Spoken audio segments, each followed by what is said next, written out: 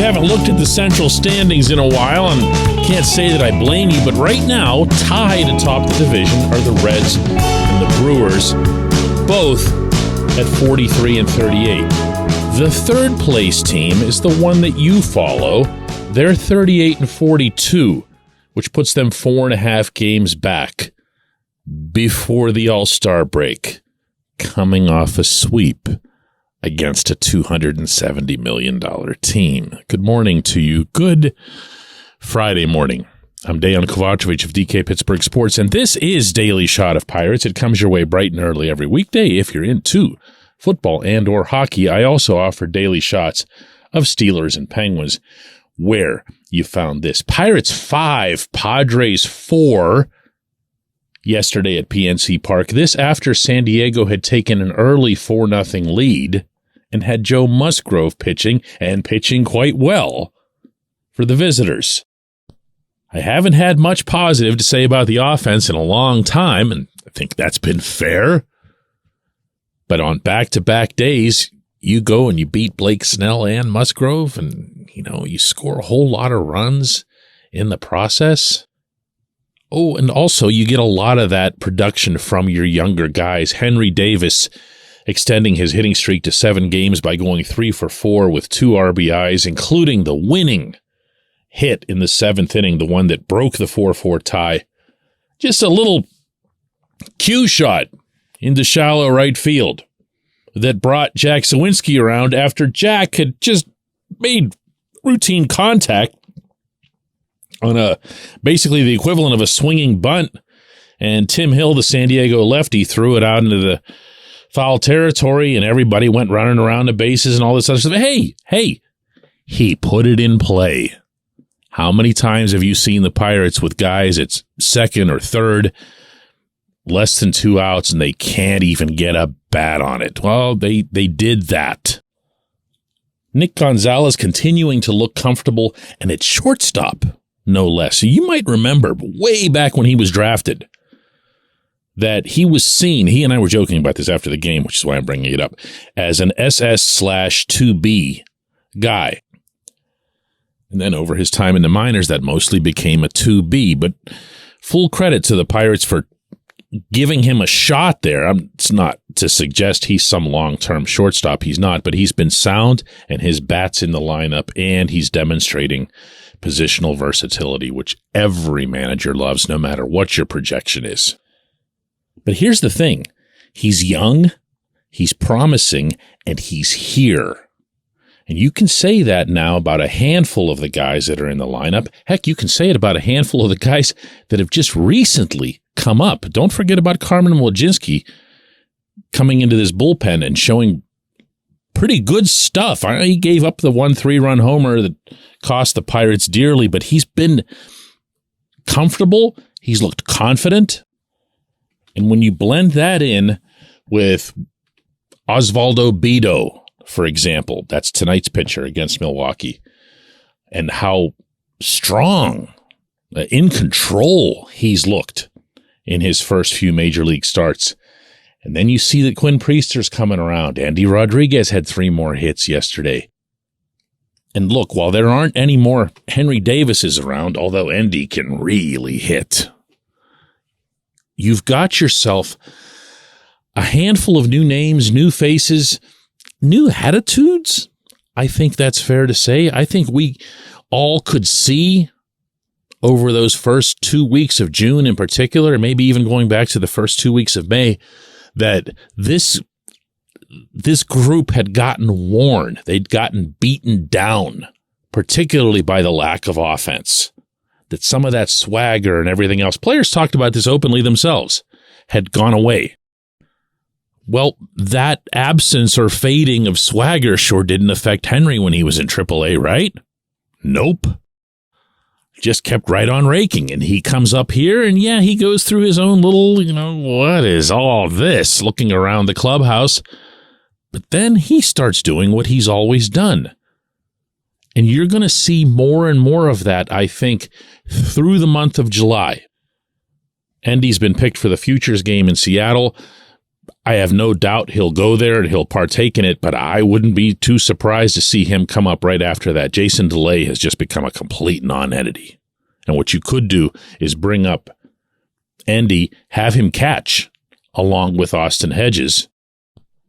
But far more important, have him hit, And let me see, is there anybody else I'm forgetting? Oh yeah, that's right. You know what else?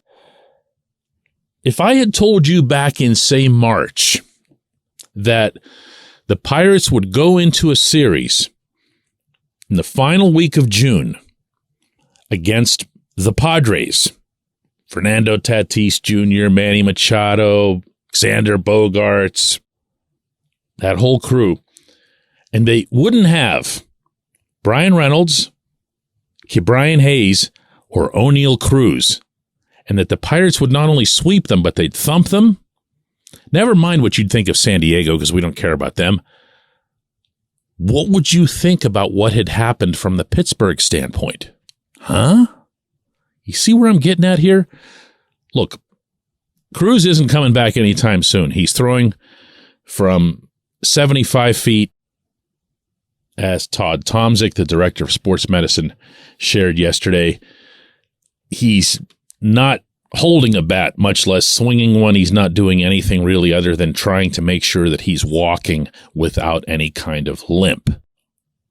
But there continues to be absolutely nobody, including Tomzik, even hinting that Cruz might not come back this season. So let's say that he does at some stage, maybe even September if it isn't the original projection of August. If you try to put the lineup together with Reynolds, Hayes, Cruz, Kutch, Henry, Endy, Jack, you have to stick by Jack, don't you, Jack? A platoon of Carlos Santana and Ji-Man Choi, some form, mostly just to get Carlos a spell, even though Carlos is looking really, really solid at the plate of late. And then, the pitching is a separate discussion, obviously, but the pitching has been encouraging, I think is the good word for it. If you look over July, there's been a lot of really undeserved losses, in particular by the young starters. You want to see the team move past that. You want to see the team get to the point where, well, like yesterday, Luis Ortiz was not at his best. 4 2/3 innings, 4 runs, 2 home runs. Didn't matter. Bullpen bailed him out. Offense bailed him out. Okay, great. Go get him next time, kid. There's a lot of possibilities. I'm not predicting anything. I'm not getting to whatever over 3 games. I'm saying that there are possibilities and a lot of them. There's quality, but there's also quantity. When we come back, J1Q. This portion of Daily Shot of Pirates is brought to you by our friends at North Shore Tavern, that's directly across Federal Street from PNC Park. It's home of Steak on a Stone, an eating experience, underscoring the word experience. The steak is brought to you partially cooked on an 800-degree stone, and you do the rest. It's a ton of fun, it's a great meal, and it's a baseball atmosphere like no other in Pittsburgh. North Shore Tavern, right across Federal Street from PNC Park. Your front door, your car, your bike, your computer, your gun. Safety is a habit. Every day you lock and secure your home and everything you want to keep safe. Gun safety and responsible storage are no different, and the best way to help prevent accidents, misuse, and theft. If you have a firearm, own it, respect it, and secure it. Visit ProjectChildSafe.org. Brought to you by the National Shooting Sports Foundation and the Bureau of Justice Assistance.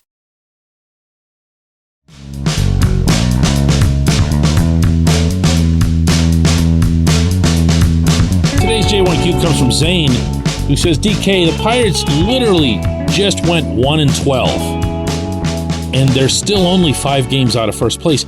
I might be delusional, but I'm still confident in this team. I think the Cardinals are toast. I think the Brewers might blow up.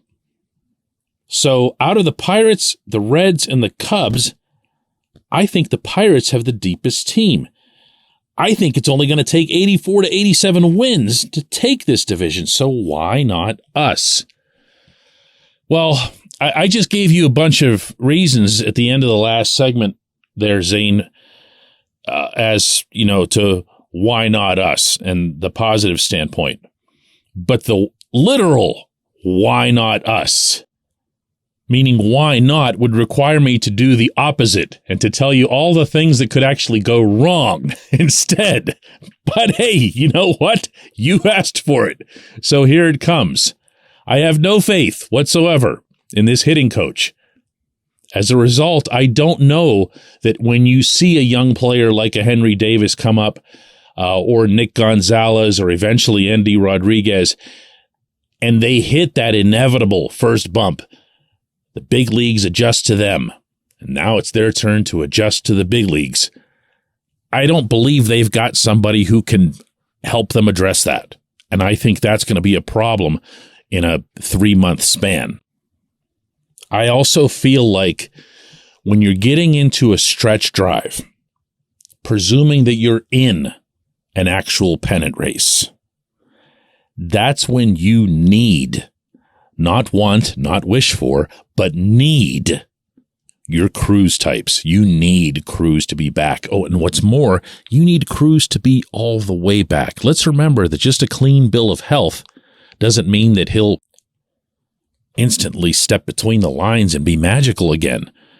He's going to need some time. He's got a very serious injury that he'll be coming off.